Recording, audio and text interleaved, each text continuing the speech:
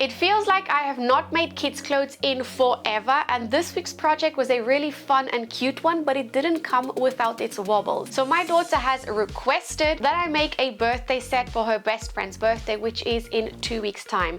Now I'm very surprised with myself that I actually have a gift that I'm not rushing to the last minutes to get done, and I have it basically finished way ahead of time. My daughter requested that I make for her friend a crop top with a matching skirt that had to have buttons down the front, and I needed to make as well a matching scrunchie. So I originally made the oversized tee by Ellie and Mac, and when my daughter tried it on, she said that it was too big. There was too much room around the arms, so I needed to make a size smaller because her friend was not going to like it. Now I couldn't exactly just make a size smaller because the oversized nature was still going to be there, so I decided to unpick everything.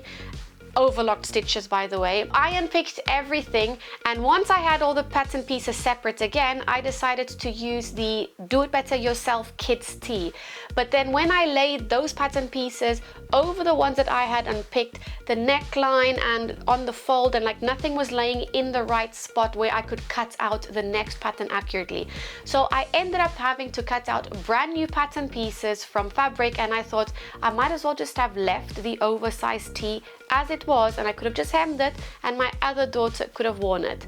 But anyway, it was all unpicked at the time, so I've now just folded it and left it in its plastic sheet with the pattern, just in case something else comes up later on. I haven't yet hemmed the t-shirt because I want to take out my cover stitch machine, which I haven't used in quite a long time, but I think it would look a lot nicer if I use the cover stitch machine, because the inside of this t-shirt is looking so good with the overlocked rainbow stitches, and I definitely want to keep in with this theme for the hems with that as well. I carried on the overlocked rainbow theme into the skirt that I'm making, and I overlocked all the edges on the inside, and I think it's looking really cute. For the skirt pattern, I chose to go with the Ellie and Mac buttons A-line skirt, which basically fit my daughter's brief to a T. And currently where I'm at is I've sewn the whole skirt, hemmed it, and I just need to add on the buttons. Now this skirt pattern suggested 1-inch buttons, and I don't have any 1-inch buttons that would go with the colors of the skirt or even have the quantity that I needed. A few years ago I went to a Abercon warehouse sale in Boston, and I bought a bag of buttons which were probably about 500 inside, and they are these cream buttons. So I have so many of them, and I think they go really well with the skirt, but they are not the size that the pattern suggested. So when it came here to the top waistband, I thought that if I just added the one button in the middle, that when it was worn it would either fold or the fabric would pull a little, and I don't really like the look of that. So I decided to squeeze 2 buttons on the top there, and I think it actually looks really okay, and I think it's going to do the job of not allowing the fabric to pull and fold over. So all I need to do now is sew on another 7 or 8 buttons to that, and then once I'm finished with that, I'm going to move on to hemming the t-shirt. Now the original plan for a matching hairpiece was a scrunchie, but I just thought a bow would look a lot cuter with the set, because it is so cute that I actually want to make more for my daughters, but I don't want to make more because they have so many clothes that I don't think they need more clothes now. When they outgrow the clothes they have, okay, we can think about making more pieces for their wardrobe, but currently I don't think they need it. But speaking about the headpiece, I thought a bow would look a lot cuter, and I've been thinking about using the Sydney Sailor's bow from Made for Mermaids, which I have already asked my daughter if she would prefer that instead of the scrunchie, and she said yes, she definitely would. And that I don't mind making 3 the same, 1 for the friend and 1 each for my daughters. So I just need to get that printed off and then get making on the bows as well for the set to be complete. Other than this little project, I have done absolutely no sewing at all for myself, but I have told you that I'm going to do the Tilly and the Buttons indigo dress, and it is there on the shelf waiting to be done.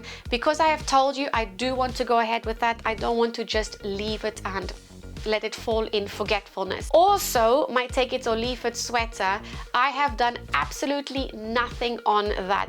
So I told you already that I have made 2 mistakes in the same cable, and I really don't want to continue with the project without unpicking that.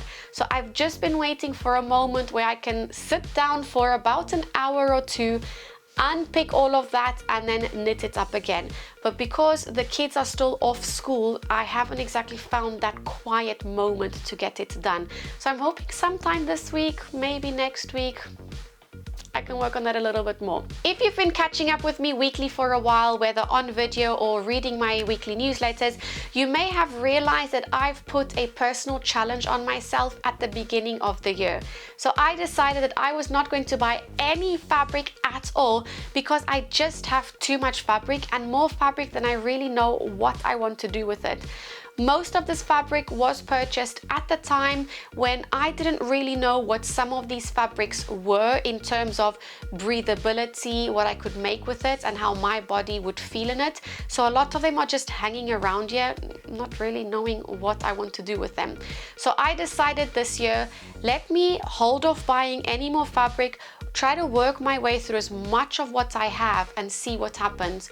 I've been trying to do the same as well with the haberdashery, so things like zippers, buttons, little things like that. I also have tried to reduce as much as I can buying anything. I must say I have been very, very successful, and it's not just this year. I actually went back to try and find out when was the last time that I purchased fabric, and I think it was sometime last year, July, August, September. So it has been basically 1 year that I have not purchased any fabric, and I broke my ban this week. But I must say it wasn't anything crazy. So the sample tote bag, I chose 3 different fabrics in a drill cotton base, and I want to implement this into the one tote bag and basically make a color work tote bag with geometric shapes. So I don't technically class this as breaking the ban for me because I'm technically doing this for a workshop. It's not really for me. One that did break my ban was a wool mix. Now, if you don't know, I've been working at Leon's for the last few weeks, and I am surrounded by fabric the entire day, with lots of customers coming in and also telling me what their plans are for the fabrics they're purchasing. So there is just a lot of inspiration around.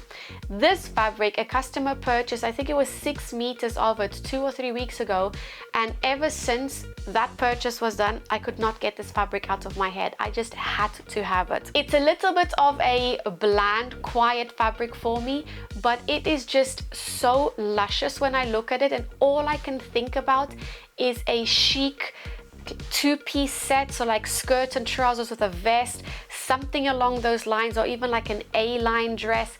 I don't know, but the plan that I'm going to do for sure is make the hanbok vest with this gorgeous wool mix. So it is got a cream background, and it's got like little specks of black all over it in quite a uniform print, which I really love it. So the hanbok vest is a free pattern in case you've not heard from it, and it is reversible. So I'm planning to make this on the one side and something else, maybe a leopard print on the other side, or something at least with a ditzy print, not something with a large print, because I feel a large print, it will limit to what I can pair it with in my wardrobe.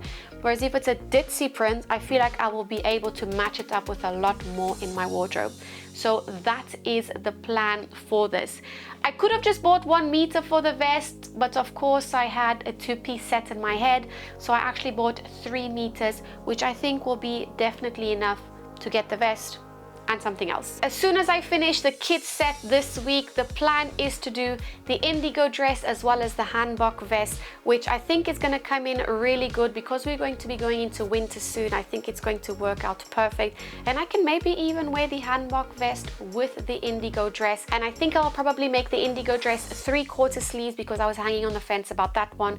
But summer now is nearly finished. Although we've been having quite good weather, quite sunny weather, I don't think that I will be making this dress in time for this weather. So it's just gonna have to wait. That's pretty much all I got up to this week. Don't forget I've got a few events coming up, namely the one at Janome headquarters in November, where I'm celebrating 7 years of sewing alongside you, a very supportive community.